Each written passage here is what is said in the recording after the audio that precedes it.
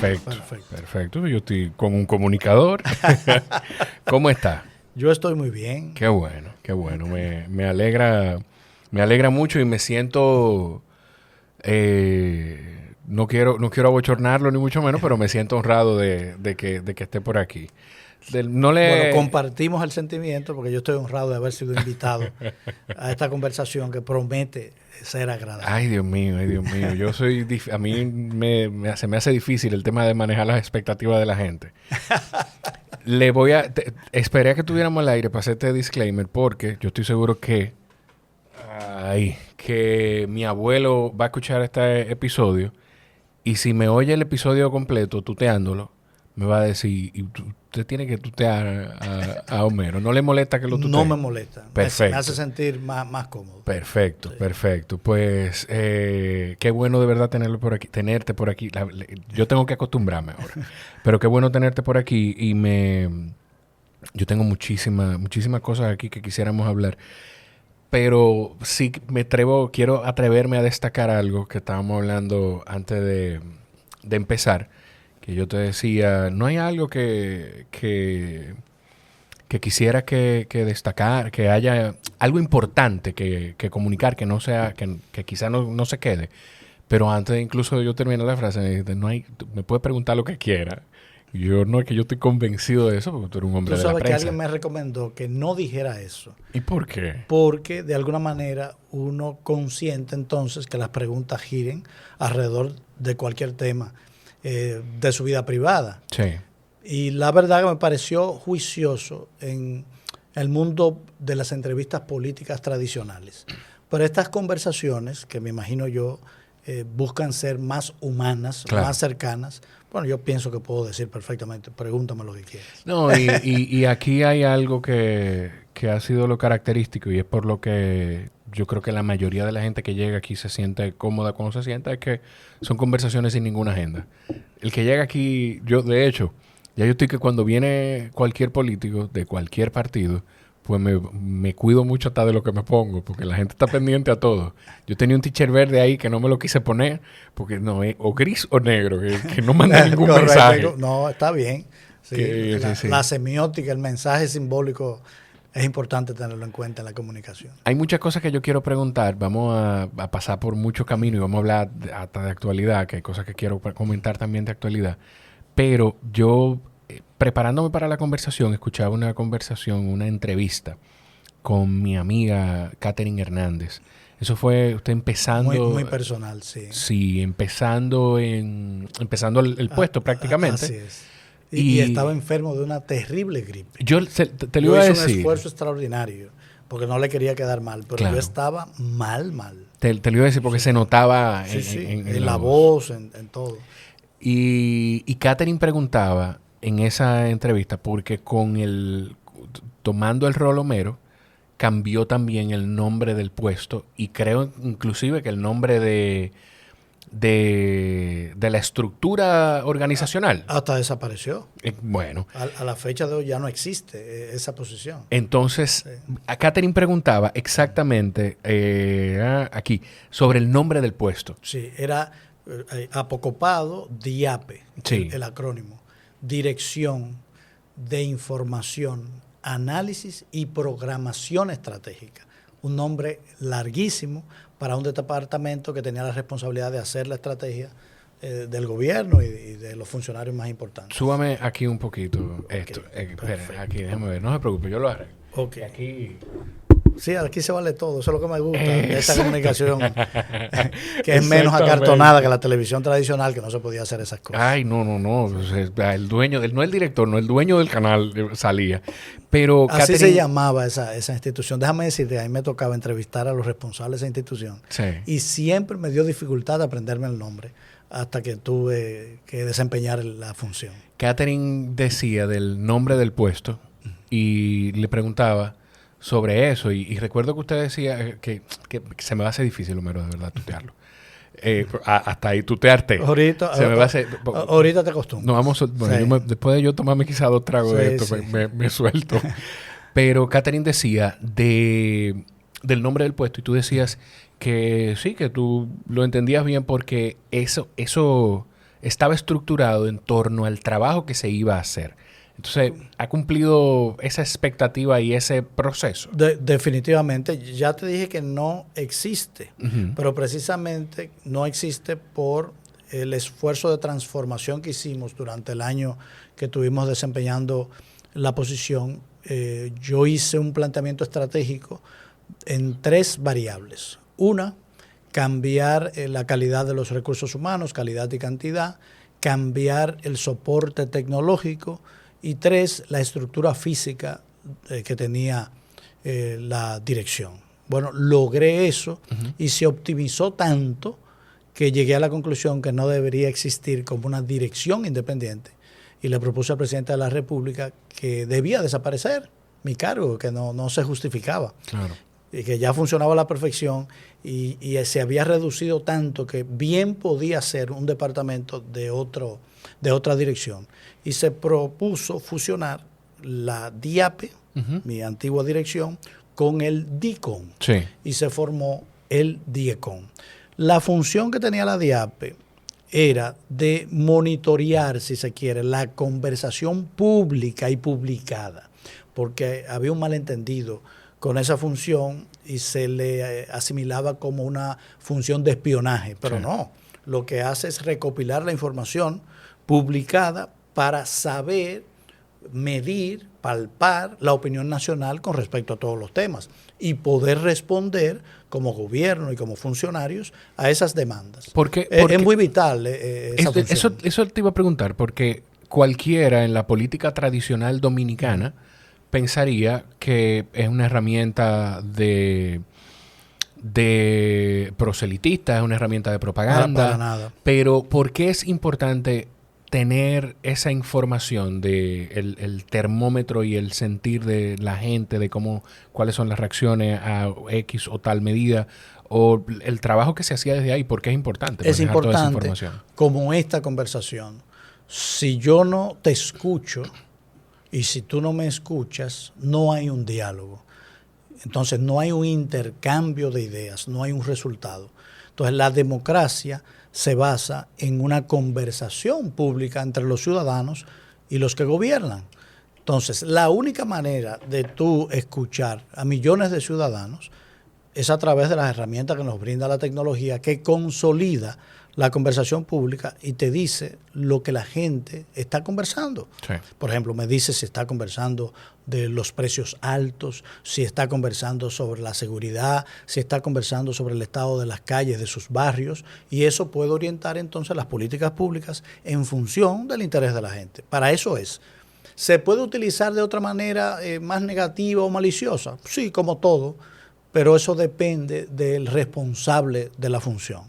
Y esa nunca fue mi intención. Entonces, ahora la DIAPE existe como un departamento del DIECON, que ya no existe como una dirección independiente. Yo la arrastré a mi actual función, que es de director de estrategia y comunicación gubernamental. Ahí, ahora escuchándote, y mira, por alguna razón, quizá el día a día, el trabajo, las responsabilidades, no había entrado en mis notas, no lo tenía para tocar este tema, pero me encantaría saber si la fijaron ya. Pues de nuevo, yo le hago el disclaimer a la gente, yo no soy periodista. No, pues está bien. Pero me encantaría saber si en algún momento el gobierno o el presidente va a fijar una posición con lo que está circulando del programa Pegasus y lo que está pasando con Nuria Piera. Bueno, como gobierno fijamos una posición. Se fijó la posición. A mí me tocó como vocero del gobierno. Es que tiene que ir, Homero, así que la gente esté actualizada. Y es que inmediatamente nos enteramos a través de una comunicación que le giró Amnistía Internacional a varios funcionarios del gobierno, haciendo una serie de preguntas. Yo dirigí, coordiné la operación de respuesta con respecto a eso. Procedimos inmediatamente a hacer una investigación documental a ver si reposaban en los archivos de nuestra administración a partir del 2020 algún acuerdo o contrato con esta firma israelí. Y no hay ningún acuerdo y nosotros no hemos autorizado ningún acuerdo y nuestra respuesta oficial fue en ese sentido. Pero agregamos más.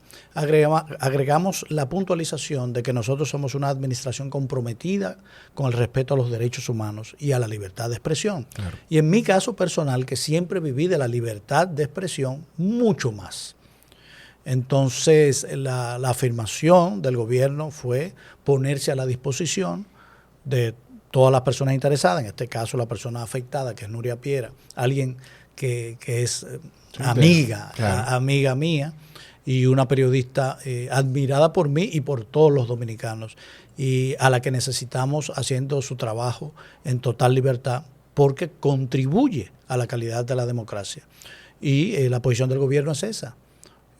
Producir cualquier colaboración, y desde el primer momento lo hicimos, nos pusimos a la orden para colaborar, para desentrañar esa situación, investigar lo que haya pasado ahí. Hay que cosas, data de administraciones anteriores. No, y aquí iba yo con un comentario sobre eso, porque hay cosas que... O sea, yo escuché, por ejemplo, hoy en El Sol de la Tarde, será Federico Jovine, sí, Sol de la Tarde. Sí, citar o parafrasear a Nuria en una entrevista o en una conversación con Edith Febles, donde habla de que una fuente, junto con Adán Cáceres, en una reunión con Adán Cáceres, un coronel y Danilo Medina, el exmandatario, que citó al presidente Medina, según su fuente, de que intervénganla pero no le hagan daño. Pude leer eso, definitivamente. Eso es grave. Pero a mí como actor actual, de la administración actual, me compete solamente expresar la posición oficial, claro, de nuestra administración.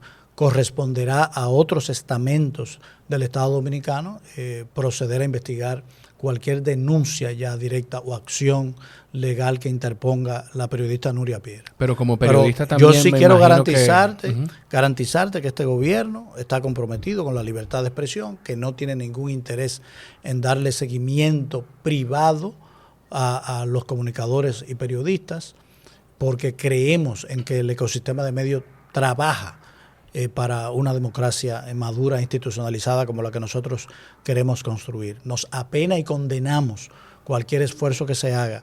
Este tipo de tecnología puede ser usada no solamente desde los gobiernos. Sí. Sabemos que actores privados desarrollan este tipo de actividades. Bueno, entonces es un caso muy complicado. Y donde sí, en el momento que esa tecnología entró en mi radar fue hace más o menos 1 año y medio, que me parece que fue a Jeff Bezos, sí, que sí, lo hackearon. No, hubo conflictos internacionales a nivel de estados, sí, porque Angela Merkel, su teléfono fue intervenido, ha sido todo un escándalo, sí, internacional.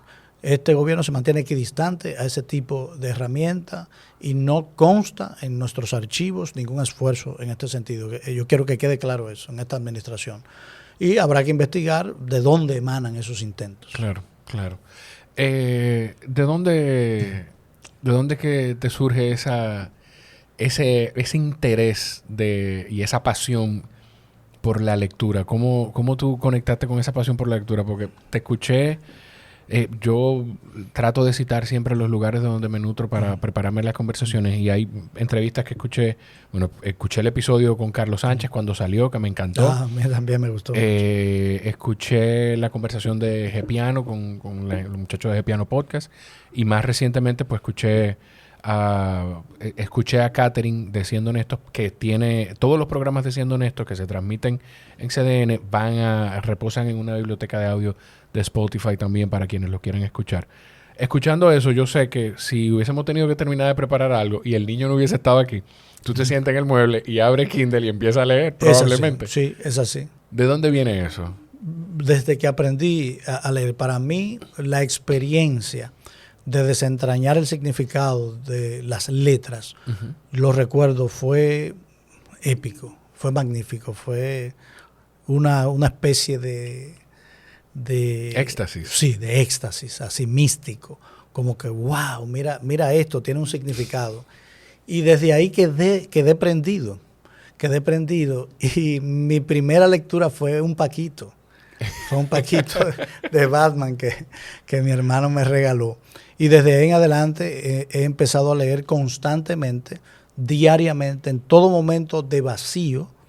Yo lo aprovecho para tener una conversación con alguien, porque leer es conversar con alguien de una manera inteligente, reposada, razonada y que me nutre cada día.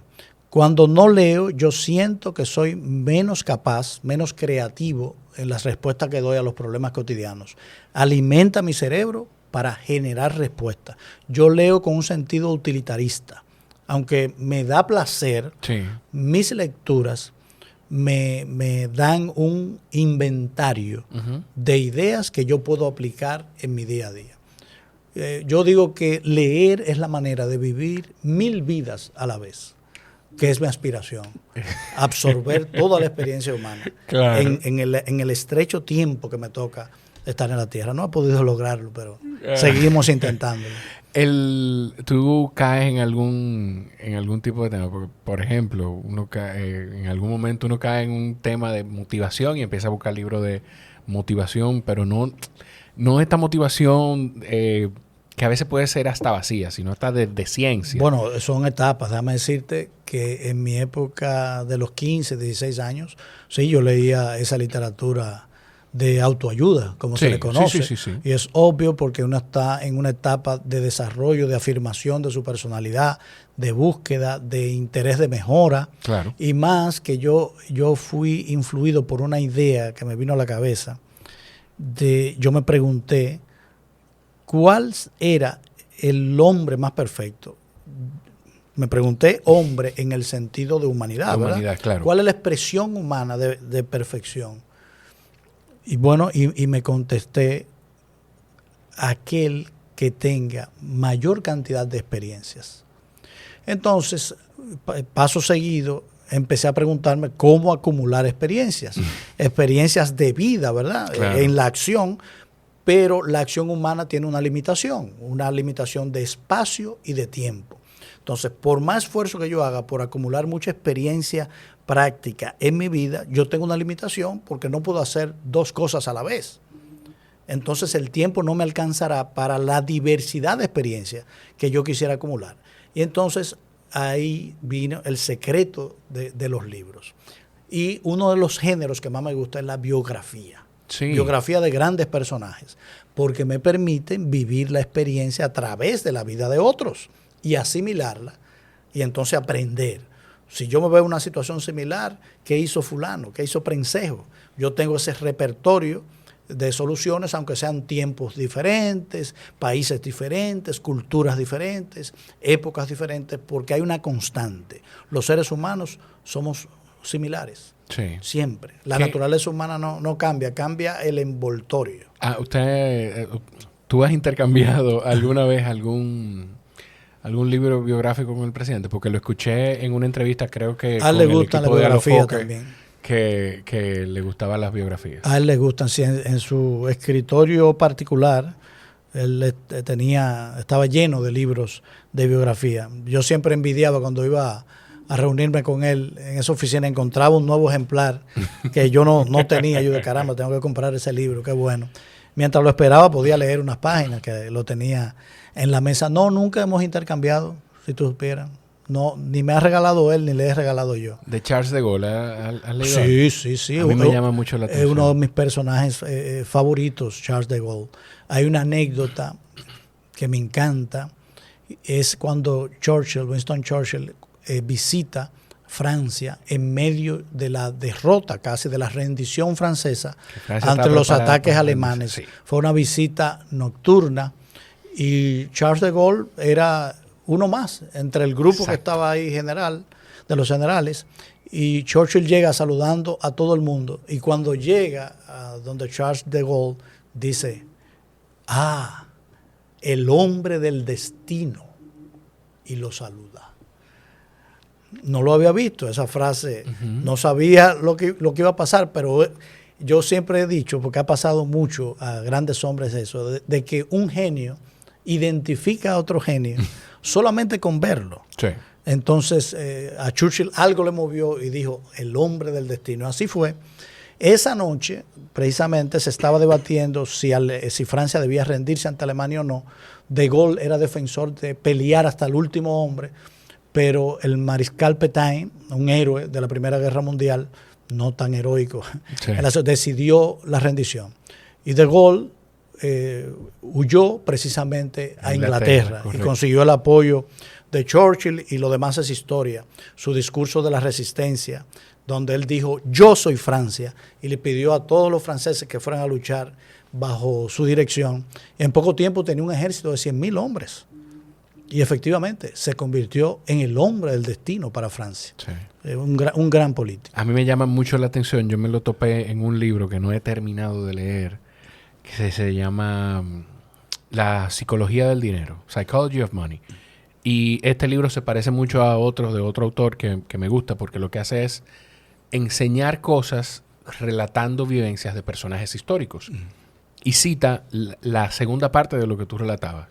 Cuando De Gaulle, Francia lista para rendirse, dice no, me voy a Inglaterra, y buscó cómo reunirse con Churchill y con los ingleses. Y consiguió el apoyo, y ese discurso famoso de la resistencia espectacular. A mí me encanta porque yo creo en la fortaleza de la idea. En mis estudios históricos yo encuentro que toda realidad primero fue un sueño. Y soy de los que cree que la historia la hacen la combinación de las sociedades y los grandes individuos. No puede haber historia hecha solo por las masas, sin una dirección. Pero tampoco puede haber gran historia hecha por un hombre en solitario. Claro. Es la cooperación de ambos, lo que llamamos en la historia el gran hombre, ¿verdad? Y nuestra historia está llena de grandes hombres. Estamos haciendo historia nosotros en esta época. Yo creo que sí. Lo que pasa es que cuando tú estás en medio de los procesos, no lo aquilatas como cuando tú lo ves en el pasado. La historia crece con el tiempo, se agiganta con el tiempo, cuando ya los individuos juzgan sin pasión y emoción el pasado. Entonces yo creo que estamos haciendo historia. Por darte un ejemplo, la decisión del presidente de la República de nombrar un ministerio público independiente es un hecho histórico. En la cultura política, ningún presidente se había desprendido de la posibilidad de dirigir el brazo de la justicia desde el Poder Ejecutivo. Y eso es trascendente porque es un paso más hacia la institucionalidad de equilibrar los poderes del Estado. Entonces sí, yo creo que estamos haciendo historia, una historia muy importante, y ojalá que no involucionemos. Yo lo veo como trascendente, y yo sé que este comentario no, quizá... Bueno, pues sí, porque tú eres representante del gobierno, pero no descansa sobre ti la responsabilidad de esos cambios. A la mayor parte de la ciudadanía, a la gran mayoría, a la inmensa mayoría de la ciudadanía, nos queda claro que el Ministerio Público es independiente. Pero esto me hace pensar, hubo un momento en la historia, yo no recuerdo si fue en Estados Unidos, si fue con el Patriot Act, el acto patriota, que Obama dice que nosotros no vamos a malutilizar ese recurso. Sí, pero eso es Obama. Entonces, vimos lo que vivimos después con Trump y lo que puede pasar. Entonces, el presidente Abinader confirmó, o por lo menos no nos ha fallado en ese aspecto. Pero si eso se queda como está, no hay forma de garantizar que vamos a seguir viviendo con eso. Estoy totalmente de acuerdo. Y por eso, en un momento, el presidente Abinader propuso una reforma constitucional para fijar en la Constitución esa decisión, para que ningún nuevo presidente se le ocurra nombrar a un compañero de partido como Procurador General de la República. No se pudo hacer esa reforma, una parte de la sociedad no entendió, y esa está explicable porque hay un poco de paranoia, porque históricamente las reformas constitucionales se han hecho para otras cosas, para reafirmar la ambición eterna de permanecer en el poder, o sea, la famosa reelección indefinida. Sí. Este no es el caso, no era la idea del presidente Abinader, era todo lo contrario, hacer una reforma para que no se necesite una nueva reforma en la República Dominicana. Es un tema que queda pendiente y que debemos hacer porque no debemos confiar a la discrecionalidad de los futuros presidentes que el Ministerio Público sea independiente. Debe quedar fijado en la ley. Claro, con algún proceso Sí, sí, establecido. porque no todos los seres humanos son iguales. ¿Tú en algún momento ya tú estás inscrito en el partido o no? Todavía no estoy inscrito. Pero sí tú has manifestado que sí, de inscribirte en alguna organización política, pues... obviamente sería sí, por mis el coincidencias políticas son totalmente con el partido oficial. Y vamos a decir que es anecdótico el hecho de que, de que no esté. Claro. Pero mi pregunta le hago porque no sé si en algún momento te ha tocado pasar a jugar, quitarte el sombrero de vocero de la presidencia a moverte al partido, a comunicación político-partidista. Bueno, sí. Mi responsabilidad me llevan a trabajar también con temas partidarios. Te digo que es anecdótico porque es una mera formalidad. Claro. Vamos a decir que yo no estoy inscrito de manera formal, pero en espíritu y en acción, sí, soy una persona de esa estructura, claro, claramente. Claro. Y las relaciones son muy normales en ese sentido. Hay gente que no le gusta que yo diga que no estoy inscrito, pero lo que pasa es que para mí es muy difícil mentir, o sea, esconder lo que es la realidad. No se ha dado. Entonces que yo ahora me acuerdo y te veo, y nosotros nos conocimos hace... sí, tú no te acuerdas. Yo te voy a decir de cuándo. Tengo como... Te voy a decir hace cuánto. Bueno, no recuerdo, pero tiene que ser 7, 8 años. 7, más o menos. Años. ¿En qué escenario sería? En el programa que tenías con Lorena Pierre en Antena 7. Sí, era en ese momento ya Antena 7. Sí, Antena 7, Amanecer. AN7 Amanecer se me escapa el nombre de el amigo que hacía deportes. Guillermo Vázquez. De Guillermo.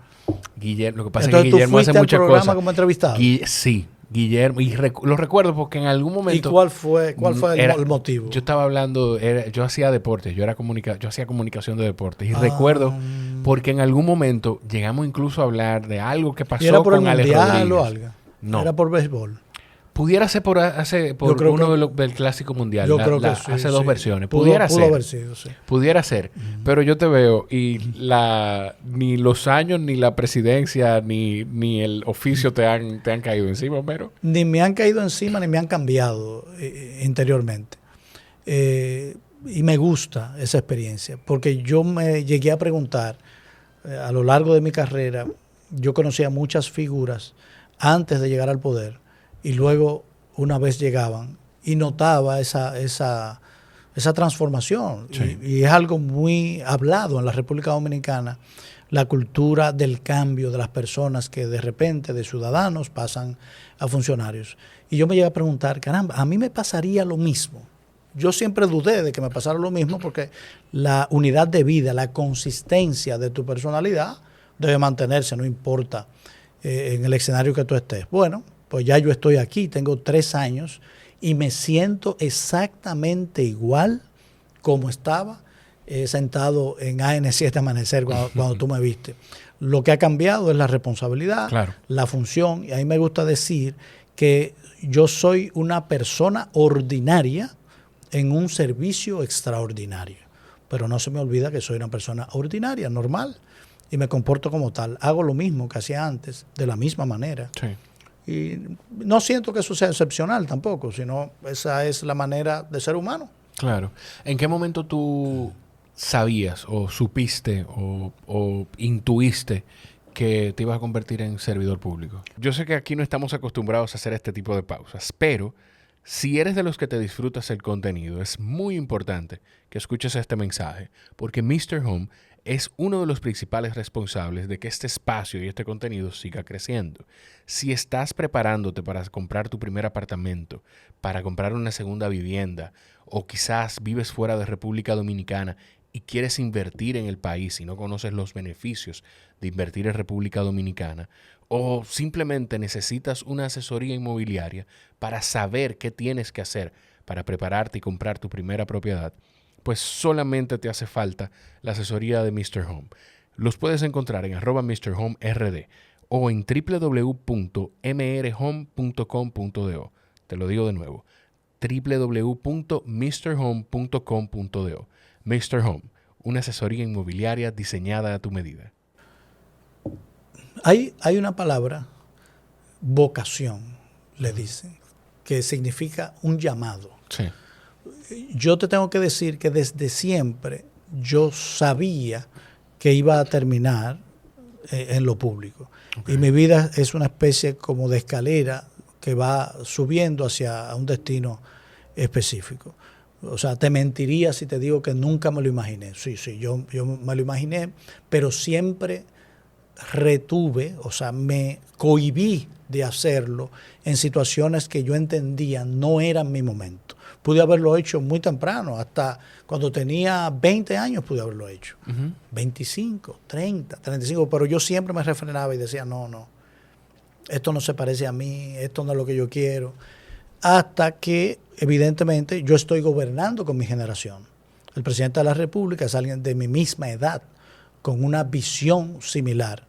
Y desde que se dio la oportunidad, yo dije, sí, ahora sí es mi momento. Esta sí es mi generación, esta sí es mi manera de ver la vida. Y por eso me siento muy cómodo, porque no hay nada que riña con mis principios. Nada que vaya en contradicción con lo que yo creo debe ser conducir una nación. Entonces es una experiencia maravillosa. Y sí, por primera vez estoy en un lugar donde yo sabía que iba a estar, sí, y que me tomó mucho tiempo. Eso hizo que la decisión, o hubo un proceso de pensar y de tomar la decisión. No fue fácil. La decisión no fue fácil. Tú me puedes conducir por esa llamada, porque me imagino que en una posición como esa, porque no te llama una persona cercana al presidente, te llama el presidente. El presidente de la República, que resultaba ser una persona cercana. Teníamos una relación de amistad. Sí. Pero no fue una decisión fácil. A mí me gusta usar una imagen bíblica, que es la batalla de Jacob con Dios en la noche, que le quiebra una pierna, y él no sabía que estaba peleando, ¿verdad?, con Dios. Mi salida de Antena Latina provoca que yo reflexione sobre mi destino como comunicador, después de una carrera larga donde yo había sido todas las funciones que podía desempeñar, las desempeñé. Y entonces ese espacio que me dio el quedar liberado después de 2 décadas de levantarme temprano, ir a un canal de televisión o ir a una emisora de radio o redactar un artículo, me permitió reflexionar y preguntarme si ya yo había hecho todo lo que tenía que hacer como comunicador, y mi salida de los espacios de comunicación era algún mensaje que Dios me estaba dando para que, oye, utiliza tus talentos en otra cosa. Y entonces yo decidí, bueno, pues yo no voy a hacer nada. Yo no voy a hacer ningún esfuerzo para volver. Y voy a ver. Y oré y le dije a Dios, muéstrame tú el camino. Tú me abres una puerta y yo voy a entrar. Bueno, ahí me llamó el actual presidente de la República. Y así fue. Así fue. Y yo tomé la decisión. Eso sí, cuando tomé esa decisión, separé mi pasado del presente. Sí, pues tú has dicho mucho que tú no volverías No vuelvo porque ya no soy el mismo. Porque yo ejercí la comunicación con independencia, con absoluto apego a la libertad y a la ética que debe tener el periodismo. Me hice un gran esfuerzo de hacerlo. Y entonces, si soy coherente, tengo que entender que ya yo no soy ese Homero, porque ya yo tomé partido. Y si, como nos va a tocar a todos volver a la vida normal, no me puedo sentar en la televisión ahora a pontificar y analizar un escenario político en el que ya yo tengo un sesgo, soy parte. Entonces yo respeto mucho a la audiencia que por mucho tiempo creyó en mí, y no lo voy a hacer eso. Yo podría hacer un espacio como este para teorizar. Yo te veo haciendo un para teorizar de política internacional, de cosas que pasan, pero sabiendo la gente que yo tengo una identificación política ya. A mí me sonrío, se me hace una sonrisa, porque eso que tú dices es un acto de reconocer tu humanidad.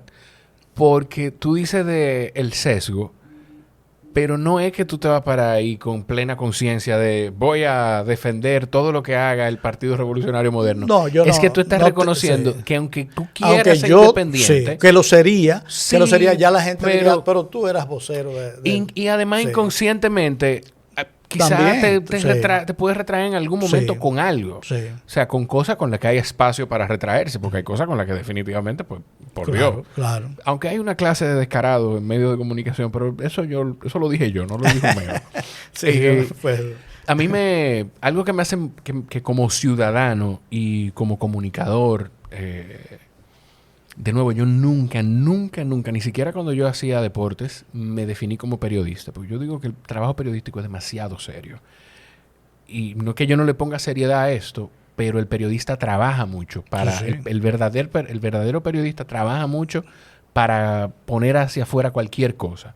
Yo me preparo escuchando contenidos en lo que tú has estado y anoto cosas y a través del tiempo, sin saber cuándo yo me voy a sentar contigo. Ejemplo, yo tengo una nota aquí del ecosistema de Apple que antes de yo saber que íbamos a tener esta conversación, yo iba anotando cosas porque yo decía, en algún momento yo me voy a sentar a grabar con Homero Figueroa.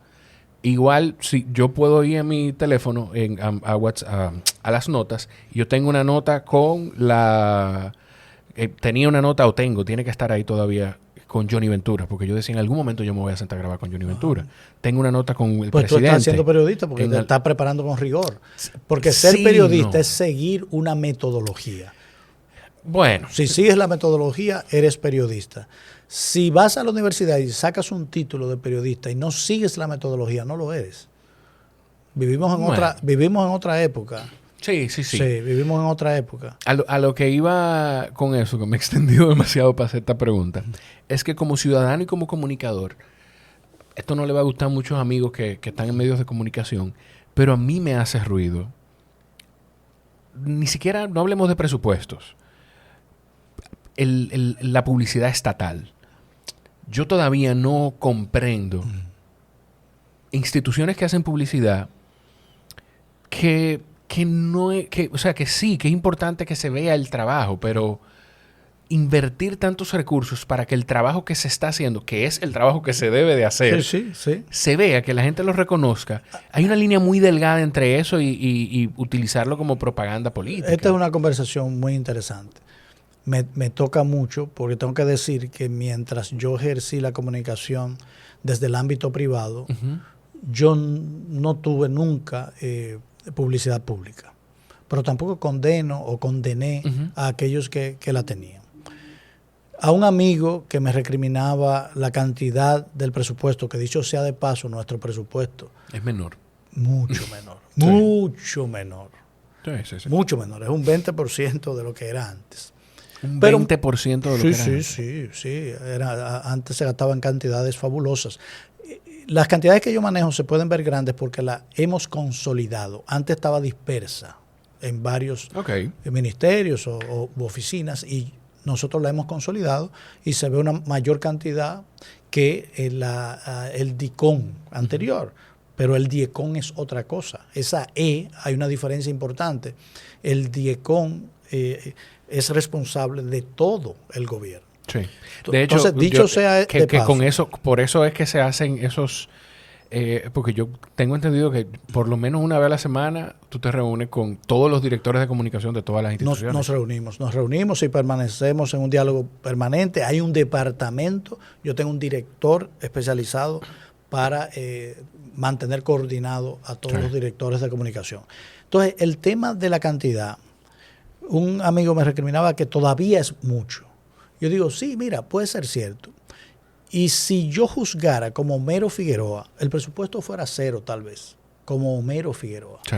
Pero como funcionario público responsable, que no puedo dirigir una dependencia gubernamental con la filosofía personal de Homero Figueroa, he llegado a comprender que no puede ser cero. Y te voy a dar un beneficio.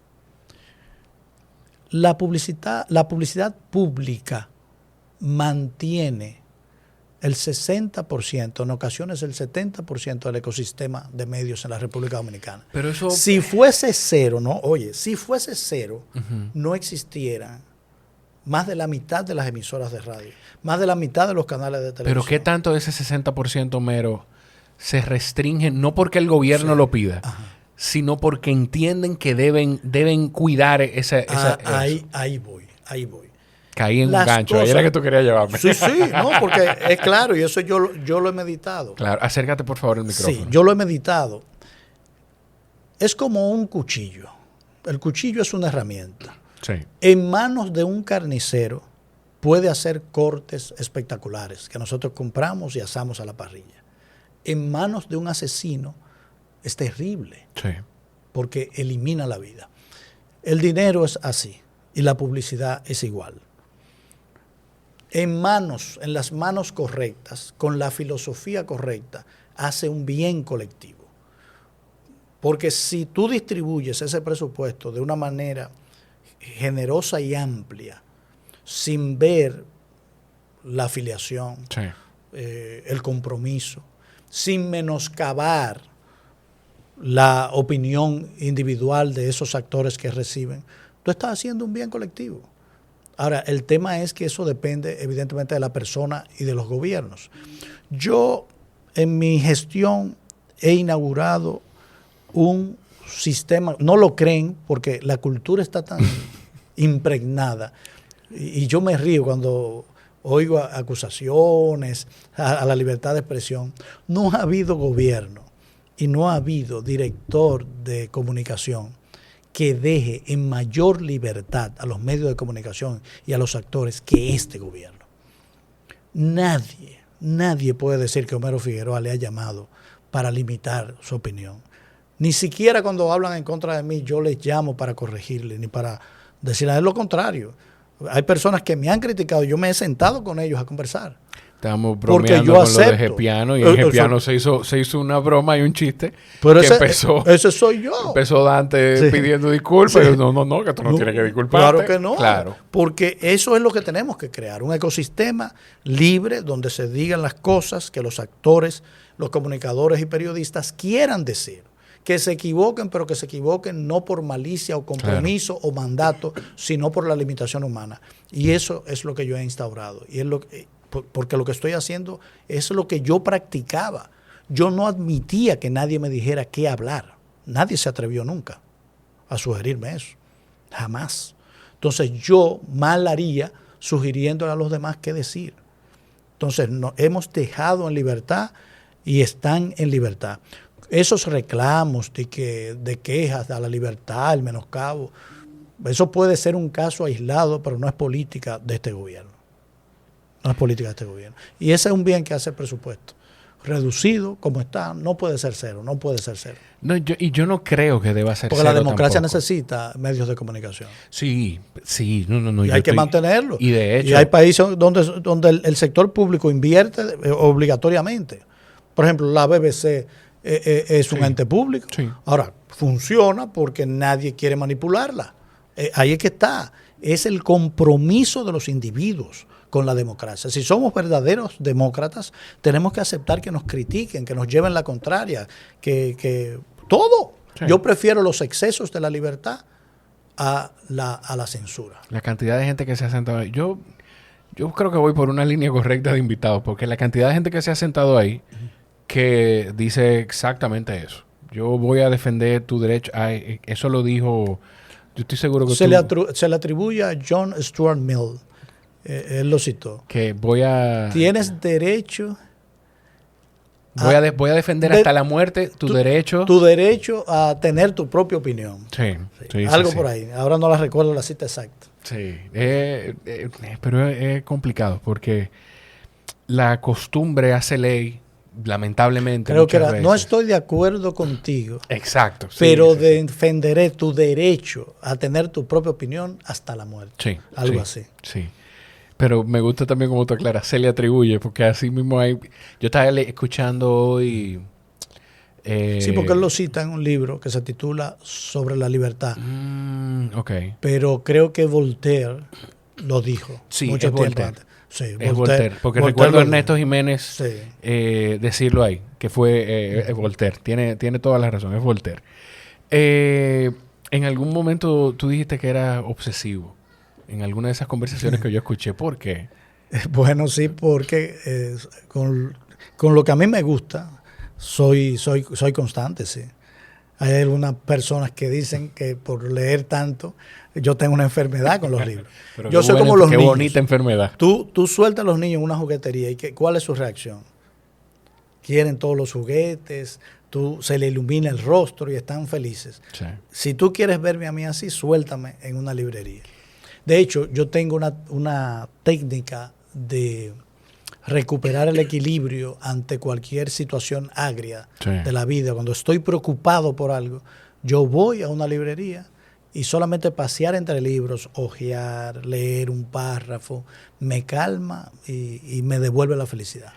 Es una terapia que yo tengo. No tengo que comprarlo. Sí. Solo hojearlo y verlo, y ver un nuevo título, imaginarme que lo voy a leer. Eso es un hábito que tiene el que lee, que entra a la librería, hojea, mira, busca y al final quizás se lleva uno o no se lleva nada. O no se lleva ninguno. La primera vez, yo he viajado varias veces a Estados Unidos y la primera vez que yo entré a un Barnes & Nobles fue en mi último viaje, que era ya un momento en el que yo estaba sumergido verdaderamente en la lectura, porque ya yo había entendido que con la lectura, yo escuchaba siempre a mi papá, me decía, hay que leer, hay que tirar páginas para la izquierda. Y mi abuelo escribe, mi tía escribe, y ambos también leen mucho. Y yo siempre vi a mi abuelo todo el tiempo. Yo visitaba la casa de de pequeño, visitaba la casa de mis abuelos, y siempre lo vi con su libreta amarilla y con un libro. Y entendí también que leyendo uno alimenta la escritura, pero después de adulto y hasta hace quizá 2 o 3 años fue que yo entendí que como uno se enriquece con la lectura, no es ni siquiera yo leyendo, qué sé yo, un libro de la dopamina. No es lo que yo vaya a aprender sobre la dopamina en ese momento de ese libro. Es lo que se me queda, que en algún momento en alguna conversación sale y ya yo lo tengo ahí y a veces yo no sé de dónde viene, pero ya estaba sembrado. Las ventanas que abre, las posibilidades que abre. O sea, nutrirte con ideas multiplica las posibilidades creativas de tu cerebro. O sea, esa es la maravilla de la cultura. O sea, que te amplía, expande tu personalidad. Y tú puedes, por ejemplo, yo me siento cómodo hablando de cualquier tema porque me interesan todos los temas humanos. Yo leo de filosofía, leo de economía, leo de química, leo de física, de todo. Ya no leo tanta ficción. Todo el mundo empieza leyendo grandes novelas, grandes autores, pero ya yo leo más ensayos o literatura científica. A mí me pasó. O de divulgación. Cuando yo entré a ese Barnes & Nobles, que es una librería famosa de Estados Unidos, una cadena de librerías famosas de Estados Unidos, me pasó que la mayor parte de los pasillos eran de ficción. Y yo recuerdo que le dije a la chica que yo no leo ficción. Entonces me siento, yo creo que soy yo que estoy equivocado, me acabo de dar cuenta. Son etapas de la lectura, son etapas. Yo, obviamente, en una época intenté leer todos los grandes clásicos de la novelística universal, pero luego uno va avanzando y con la edad y con los requerimientos prácticos de la vida, su lectura se hace mucho más sentada. Entonces yo leo mucho sobre economía porque es un tema fundamental. Claro. Y estando en el gobierno para entender la lógica de las cosas que pueden afectar positivamente a la población o negativamente. La historia hay que revisitarla constantemente. Ahora estoy leyendo un libro que lo recomiendo a todo el mundo. Se titula El amanecer de todo, que es un libro de historia de la prehistoria humana. Y me parece maravilloso y me ha enseñado muchísimo. Porque, de historia de la prehistoria. Correcto. Esto me lo inventé yo, esta frase, para describir lo que es el libro, porque son 750 páginas que habla precisamente de la parte no contada de la evolución humana. Y son esos miles de años del Paleolítico o del Holoceno, donde el ser humano era ágrafo, no escribía. Entonces no dejó nada escrito y por ende se le llama prehistoria, o sea, antes de la historia. Claro.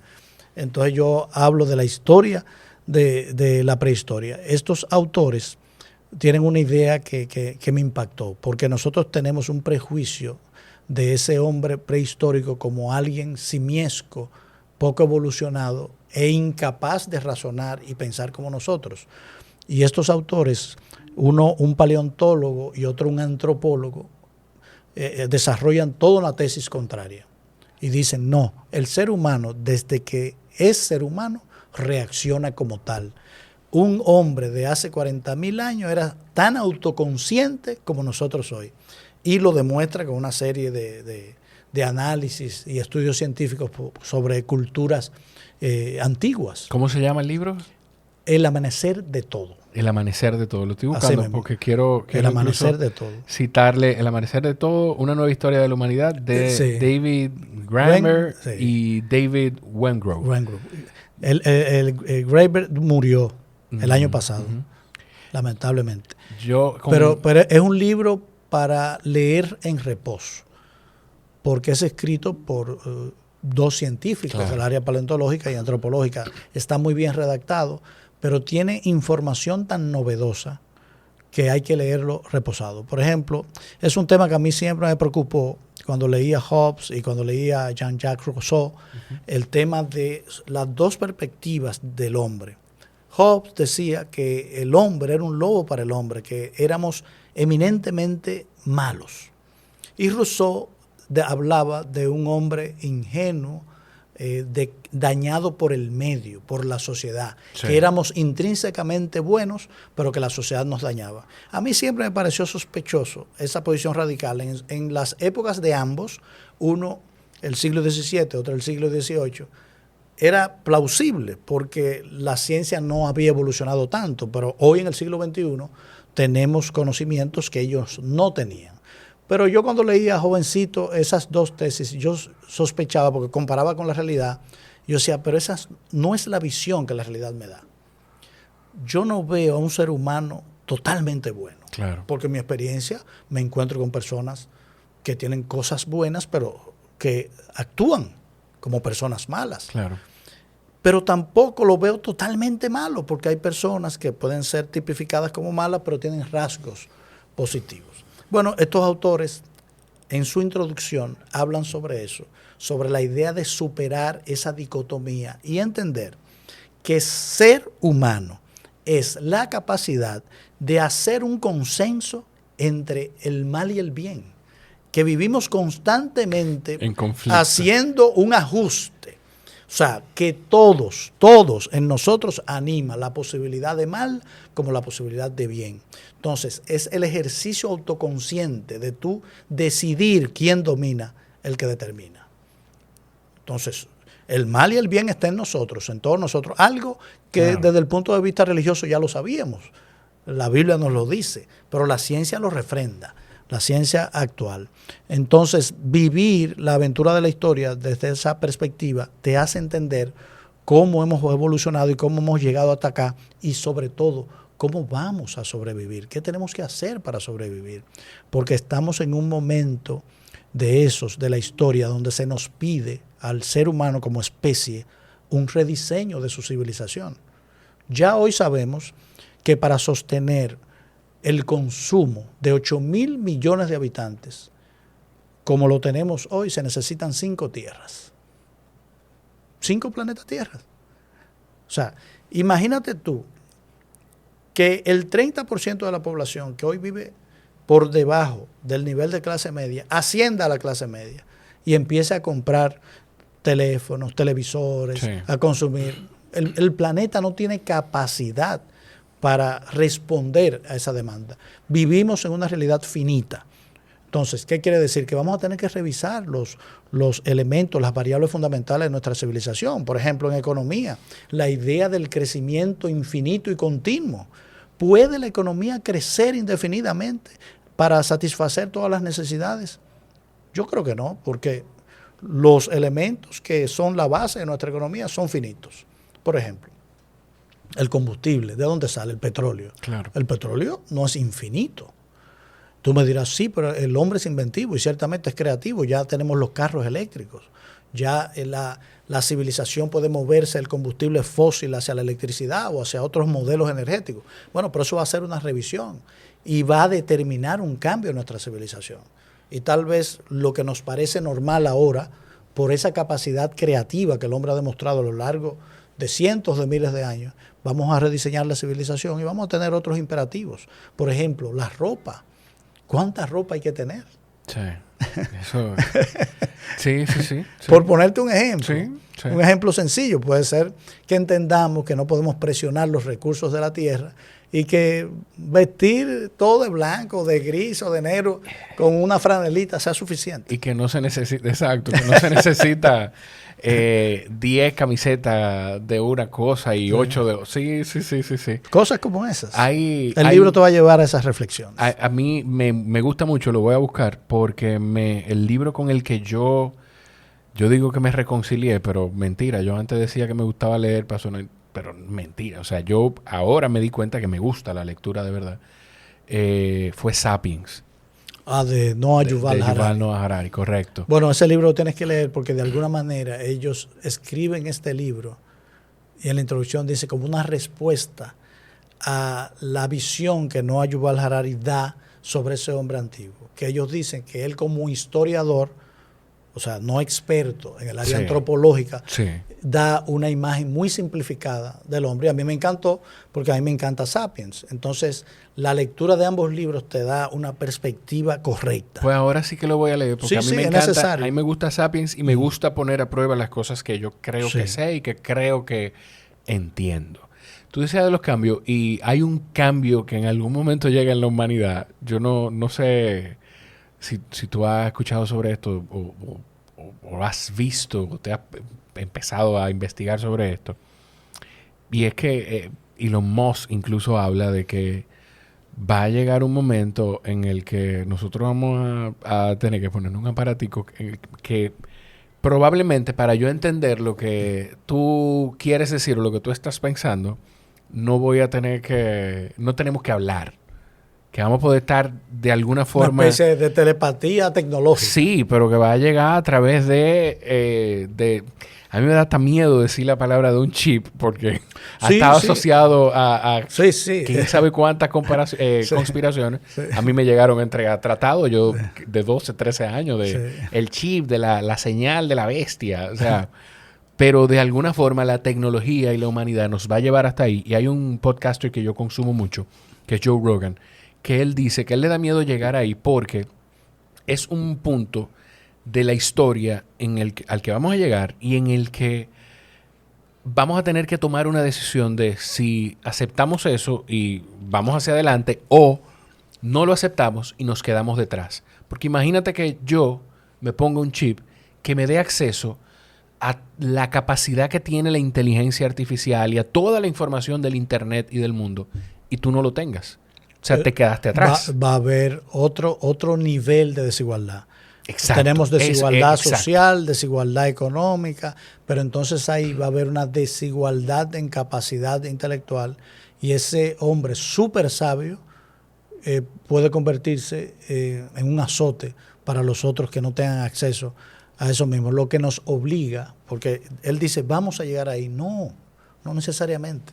Y eso es lo que enseña un libro como este. Pero de verdad tú no crees que la nosotros hemos humanidad llegado... es una experimentadora natural de modelos sociales.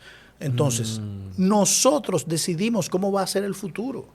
Tenemos que plantearnos de manera consciente a diseñar ese futuro y poner límites. ¿De verdad tú no crees que nosotros vamos a llegar a un punto en el que vamos a tener que integrarnos de alguna forma a las máquinas? Pudiera ser. Yo estoy seguro que tú no pensabas que íbamos a llegar a este punto de esta conversación. Sí, pero bueno, hay un autor que desde hace muchos años escribió un libro que se llama Singularidad, Ray Kurzweil. Claro. Y él habla de ese momento en la que la inteligencia artificial va a superar a la inteligencia humana. Nosotros estamos en los albores todavía de esa posibilidad, pero está al doblar de la esquina. Y por eso a nosotros nos toca definir los límites de eso. Yo leí en algún sitio, no recuerdo dónde, una comparación que me dejó alucinando. Dijo, existe la industria de los medicamentos y para llevar al mercado un nuevo medicamento hay que pasar una serie de filtros súper rigurosos y supervisados. Y luego de que tú pasas esos filtros, esos estudios, hay una institución, por ejemplo en Estados Unidos, la FDA, que dice, sí, este medicamento está autorizado para ir al mercado porque los riesgos para el ser humano son mínimos. Si lo hacemos con los medicamentos para tratar las enfermedades, esta persona dijo, ¿por qué vamos a permitir que los expertos en tecnología puedan desarrollar herramientas que ponen en riesgo la vida humana sin filtros? Yo te puedo sin decir, rigor y sin decir puede hacer esto, no puede hacer aquello. yo te puedo decir, y me voy a poner del lado de Hobbes en esto. Mencionaste la FDA. Sí. Hay pruebas y hay documentación que confirma alteraciones de estudios, que confirma aquellos peer reviews de medicinas, de diferentes cosas. O sea, hay marcas de laboratorios en Estados Unidos que, bueno, una de las multas más grandes de la historia de la humanidad la pagó una marca que ahora se me escapa. Una farmacéutica. No quiero decir nombre porque la verdad se me escapa. Y no recuerdo cuál es. No quisiera mencionar una y equivocarme. Correcto, aquí no hay recursos para pagar, para mantener ninguna demanda. Y existe eso. Entonces, ¿qué nos libera de no? Porque de no el ser humano. Bueno, pero peor es no tener ninguna supervisión. Sí. Sin supervisión. Sí. Entonces, esa inclinación al mal natural puede llevarnos por caminos terribles. Es preferible una supervisión imperfecta a la ausencia absoluta de regulación, más que supervisión, regulación. Sí. No puede ser libre, no puede ser que un tipo se siente en un cuarto oscuro y cree una cuestión que va a poner en riesgo la vida de las generaciones futuras. No puede ser. No es posible. No se permiten otra cosa porque la tecnología. O que un funcionario de salud de Estados Unidos esté financiando a través de su empresa algo que ponga el riesgo a la humanidad. Claro, entonces se necesita control y esa es la civilización que estamos entrando, que tenemos que diseñar. ¿Qué nos enseña la historia y la prehistoria? Que el ser humano ha ensayado muchísimos modelos de vida para escoger el que más se acomoda a la supervivencia. Entonces lo podemos hacer ahora. En ese libro tú vas a encontrar algo increíble que yo no sabía, y es que hubo pueblos que cambiaban de modelo social y político con las estaciones. En invierno, en invierno eran sedentarios, vivían en aldeas, y en verano eran nómadas. El mismo pueblo. Sí. En verano, cuando eran nómadas, tenían una jerarquía, una jefatura. En invierno, cuando vivían en las aldeas, no tenían ningún jefe. El mismo pueblo. Algo que no existe en la actualidad, porque ahora tenemos estructuras fijas que no cambian con las estaciones así. Pero ¿qué te dice eso del ser humano? Que siempre fuimos exploradores. A ver, ¿qué funcionaba más?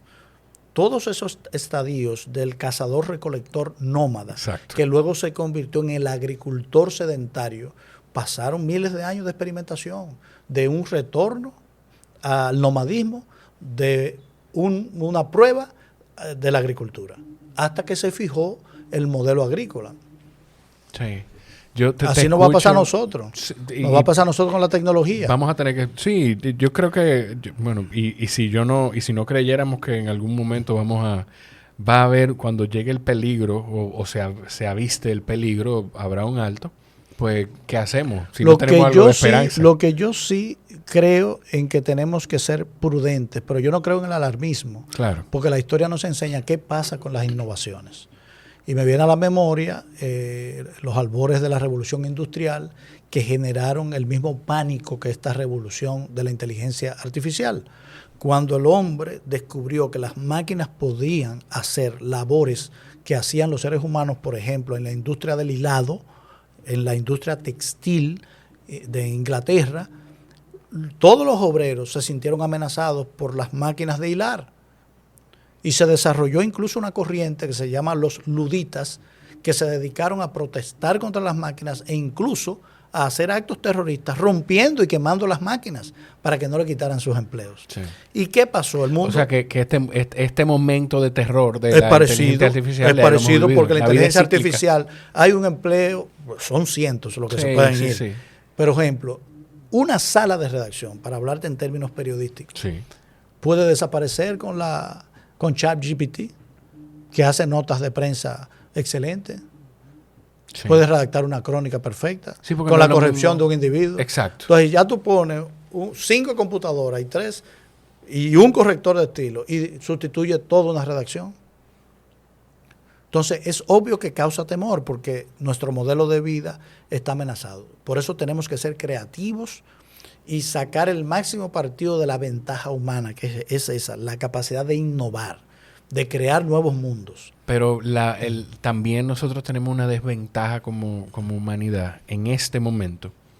Y hay un libro de Douglas Murray que se llama La crisis del confort, The Comfort Crisis, que habla de cómo nosotros, todo lo que tenemos hoy en día, no nos permite, contrario a lo que pensamos, no nos permite avanzar como entes, como seres humanos, porque no nos permite desarrollar esa creatividad, no nos permite extender nuestra vida, incluso porque nos convertimos en seres sedentarios que no se ejercitan, que se alimentan con demasiadas cosas procesadas. Que no reflexionamos. No reflexionamos. Que se nos está olvidando el arte de la conversación, lo que tenemos tú y yo ahora. Sí. Que podemos construirlo porque tú has diseñado un espacio para ello, pero yo te reto a ti a invitar a un grupo de amigos e intentar tener esta misma conversación. Sí. No es posible, no es fácil. Sí. Porque hay que vencer lo que se define como la economía de la atención. Nuestra atención está batallando con millones de reclamos informativos constantemente y nos saca, no nos permite ser profundos, no nos permite ser pausados y tenemos entonces que luchar contra eso. Y por eso, por ejemplo, yo leo, yo escucho música, busco retirarme de la realidad. Busco el silencio en ocasiones para pensar y para nutrirme y para aprender realmente. Porque no se aprende mientras lee, se aprende mientras se reflexiona lo leído. Es como el atleta que no ese rendimiento no mejora con el ejercicio, mejora en el descanso. Entonces tenemos que aprender a ser más libres, porque nos estamos dejando llevar de las cosas y estamos entrando en un modelo de vida sin reflexión. Tenemos estos aparatos, que somos esclavos de estos aparatos y tenemos que aprender a dejarlo a un lado o a utilizarlo de manera inteligente. A utilizarlo nosotros y no que el aparato nos use a nosotros. Exactamente. Tú tienes una entereza que Dios te la bendiga porque si yo tengo un teléfono en el que puede sonar y que es el presidente que me está llamando y que pudiera ser el presidente que me llame, yo estuviera nervioso con ese teléfono vibrando ahí. No, yo lo tomo indudablemente, pero si estoy ahora sí, pero te digo, en esto, si en mi teléfono pudiera, habría una escasa probabilidad de que el presidente me esté llamando y eso está vibrando ahí de la manera, el teléfono, mira que aquí ha venido gente y ese teléfono ha sonado, pero como ha vibrado ese teléfono ahí. No, es constante. Yo no me imagino cómo, o sea, es constante. ¿Cómo tú te haces? Porque esto es interesante incluso para gente como yo que tiene la oportunidad de llevar equipos y de desempeñar distintas funciones, para directores de empresas, para gerentes, para líderes de equipo, para cualquier persona que tiene distintas responsabilidades. ¿Cómo tú te haces? Porque, o sea, eso yo no creo que sea ahora porque estemos en esta grabación que esté vibrando así. No, es constante. ¿Cómo tú te haces? Bueno, ¿Cuál es tu sistema? Tengo que administrar ese reclamo de mi atención, tengo que administrarlo. Yo lo chequeo periódicamente, siempre respondo y es un modelo, tengo que decir, el presidente es un ejemplo de eso, de cercanía, porque también responde a su teléfono y es mucho más ocupado que yo. Yo no me quiero imaginar. Sí, es mucho más ocupado que yo. Entonces, tú tienes que administrarlo y organizar tu día. Siempre hay espacio para ser un ser humano. Sí, lo llevo. Es tenso. Pero tenso. Y más cuando una gente, yo he dicho esto mucho en estos días, y no necesariamente en el podcast, más cuando alguien tiene un sentido de responsabilidad y de entregar un resultado.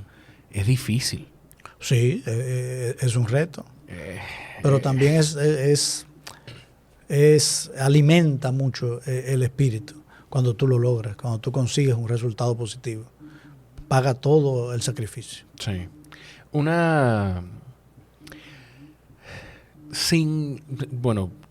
No te pediría que evalúes su trabajo como en la posición, sino la persona como que quizá puede sonar contradictorio como estoy haciendo la pregunta, porque tampoco quiero ponerte en una posición complicada. Vamos, sí.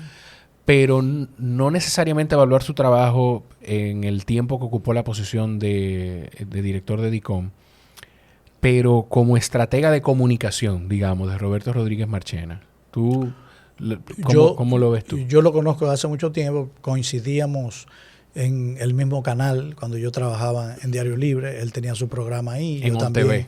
Exactamente, yo tenía mi programa y siempre hemos tenido una relación de mutuo respeto y admiración, profesional y humana. Yo creo que él es un gran ser humano y un gran profesional y que ejerció su función con un alto estándar, con la visión que él tiene. O sea, somos personas diferentes, yo tengo otra visión, pero reconozco su valía profesional. No, y trabajaron bajo direcciones, porque al final pues se reportan a la presidencia, trabajaron bajo direcciones distintas. Totalmente distintas, filosofía distinta. ¿Cómo es el proceso de...? Yo no te voy a robar demasiado tiempo, pero sí hay cositas que no quisiera dejar de preguntarte. ¿Cómo es el proceso para definir a qué se le presta atención desde presidencia? ¿Qué es necesario que el vocero o que algún vocero o algún representante más bien o que el mismo presidente le preste atención y comunique algo? El gobierno funciona, todo gobierno funciona a dos velocidades. La velocidad de lo urgente y la velocidad de lo importante.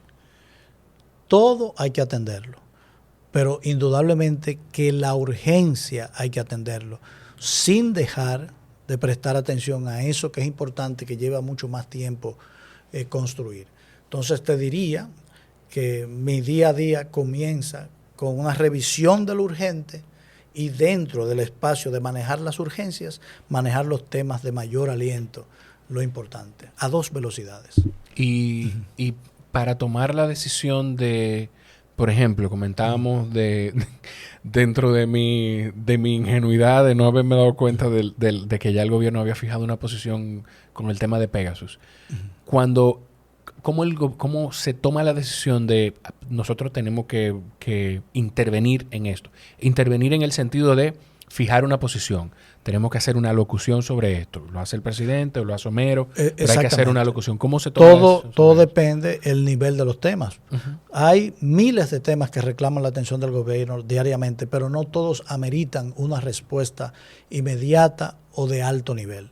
Pero cuando el tema se convierte en un tema nacional, que es una conversación nacional que copa todos los espacios, indudablemente el país espera una versión oficial de eso y nosotros lo hacemos, nos reunimos, analizamos, valoramos toda la información y establecemos la posición en conjunto y se comunica. Siempre con la verdad, tanto por el presidente de la República como en mi caso, el presidente está comprometido siempre con la verdad y yo también. El día que no pueda defender las posiciones públicas con la verdad, yo creo que ese va a ser el último día de mi trabajo. Como ciudadano, por lo menos con lo que nosotros creemos. Sí, como lo que nosotros porque no voy a ser tan pretencioso de pensar que tenemos la verdad. El ser humano es limitado y lo que podemos es dar pellizcos a esa realidad huidiza. Sí.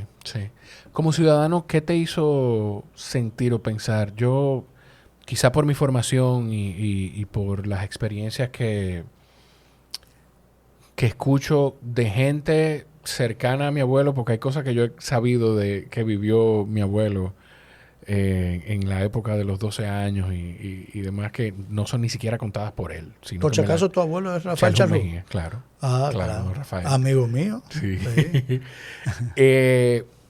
Pero quizá por esa misma cercanía, pues, a mí, de verdad, yo tengo un sentimiento de patriótico, por llamarle de alguna forma, de valorar la libertad y valorar el bienestar común.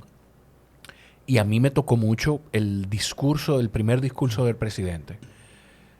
El de toma de posición. Correcto, el de toma de posición. A mí me tocó mucho y me entusiasmó mucho como ciudadano Yo no pertenezco a no estoy afiliado a ninguna organización política, pero como ciudadano me entusiasmó mucho y recuerdo que llamé a una persona cercana al presidente que estuvo en la campaña y le dije, ojalá todo esto pueda pasar, porque lo escucho con sus buenas intenciones. Pero a Homero como ciudadano que estuvo cerca, pero ¿cómo lo hizo sentir en aquel momento? ¿Qué pensaste? Sumamente orgulloso y emocionado. Y la verdad, y sobre todo sabiendo que era pronunciado desde el compromiso profundo. Y el presidente, desde ese día hasta ahora, ha tratado de honrar letra a letra lo prometido ahí. Lo que no se ha podido hacer, sabemos el país que nos tocó. Claro. Se diseñó un plan para un país normal, pero nos tocó un país con 4 oleadas de pandemia. Fueron 5, 4 nos tocó a nosotros. Tuvimos que luchar por la salud del pueblo dominicano y cuando respiramos por haber derrotado la pandemia, de repente nos sorprende entonces la guerra de Rusia y Ucrania, el choque inflacionario internacional y hemos ido de sobresalto en sobresalto, de crisis en crisis, pero venciendo esos dragones con disciplina, con entrega. Pero pese a esas crisis que no avisorábamos, hemos podido llevar una agenda de desarrollo para el país, de iniciar la solución de los graves problemas, porque no se van a completar en 4 ni en 8. Se necesita mucho tiempo, muchos gobiernos consistentemente trabajando por una misma estrategia para cerrar esa brecha social y económica que afecta a los dominicanos. Pero yo estoy muy orgulloso por lo realizado y muy esperanzado por lo realizar. 2 preguntas y con esto termino. ¿Cómo podemos cuidar la línea de que esa comunicación de gobierno, no necesariamente del Palacio, del gobierno y de las instituciones gubernamentales, no se convierta en propaganda política, como se ha utilizado antes? No, estoy seguro que en esta administración esos excesos no se darán. Nosotros estamos comprometidos con cumplir y respetar las leyes y el mandato que regula, por ejemplo, la competición electoral en el momento que llegue será obedecido. No habrá ningún exceso en ese sentido.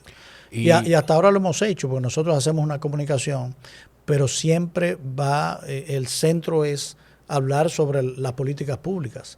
Evidentemente, el presidente de la República es el actor fundamental, claro. Y de alguna manera tiene participación.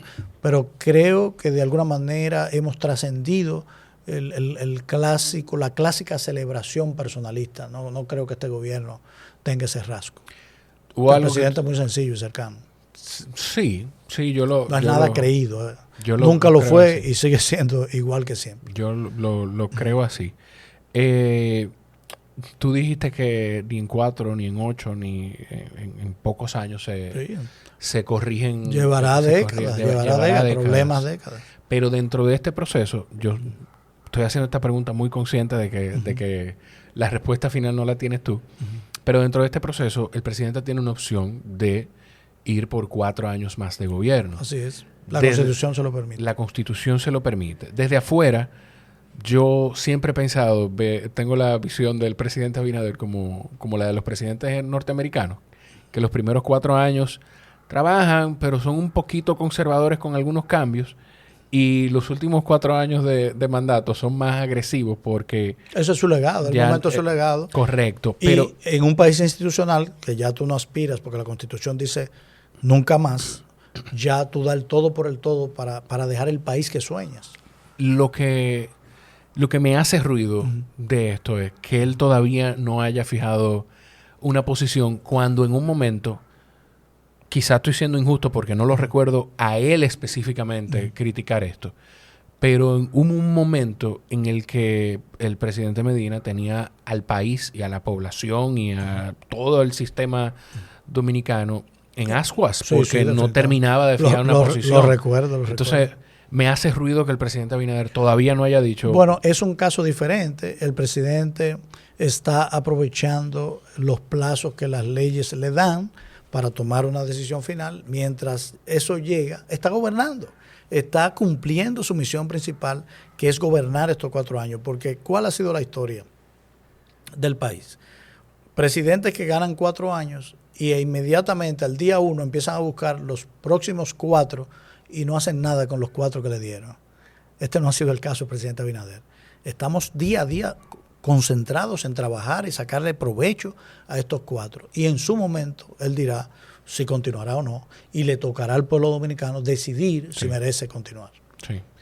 Homero, yo quedé muy contento de verdad con esta conversación. A mí me encantó. Ojalá haya cumplido tus expectativas. Total. La superó, pero me permitió hablar de cosas que me gustan mucho y que no tengo mucha oportunidad de hablar de ellas. Y el espacio aquí queda abierto también para que cuando tú quieras venir a hablar, no solamente como que hoy, de nuevo, tampoco fue que hoy vino solamente el vocero de eso la me gustó, que no fue centrada solamente en la función. Claro que no. Esto es una conversación de yo la he disfrutado. Conocerte y entenderte. ¿Dónde te puede seguir la comunidad?